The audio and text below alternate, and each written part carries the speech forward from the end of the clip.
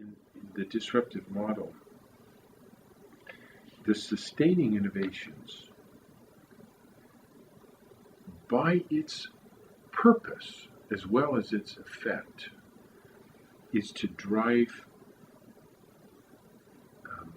inflation up at 6 to 10% per year. And so, if you're working for Medtronic and you've got you're in new product development, and you think about, if we could just give the market another 100 different types of, so that it meets every individual customer's needs. Customization. Yeah. We could sell this thing for another $2,000. Yeah. Or we could strip off functionality that nobody needs and drive the price down to, $5,000. Yeah.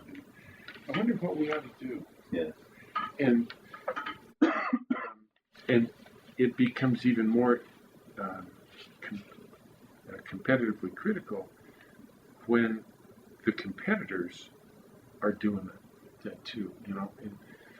So, or in Harvard, you look at the facilities available to our students. Yeah. It's unbelievable compared to what it was 30 years ago. Sure. But we have to keep ratcheting up our facilities and our cafeterias and our classrooms have seated chairs and carpet, because if we don't keep providing more and more and more, we can't compete against Stanford. Yeah. And so all of these things, their purpose is actually to drive prices up. That's right. And what drives prices down is disruption. And whether the effect, like in higher education, price that this inflation is around 6% or 6 to 8% per year. Yeah. And that's because there hasn't been any countervailing disruption. That's right. Right.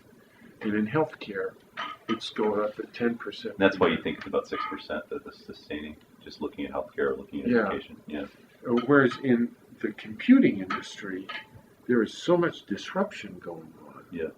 That they still, in their innovations, they try to develop even better computers that we can sell for higher prices because of their, and that's what they want to do. Yeah. But you have the countervailing of that's right. cheaper and cheaper disruptions coming, Yeah. And so overall computing is going down Yeah. in pricing because of the mix of sustaining and disruptive in the market.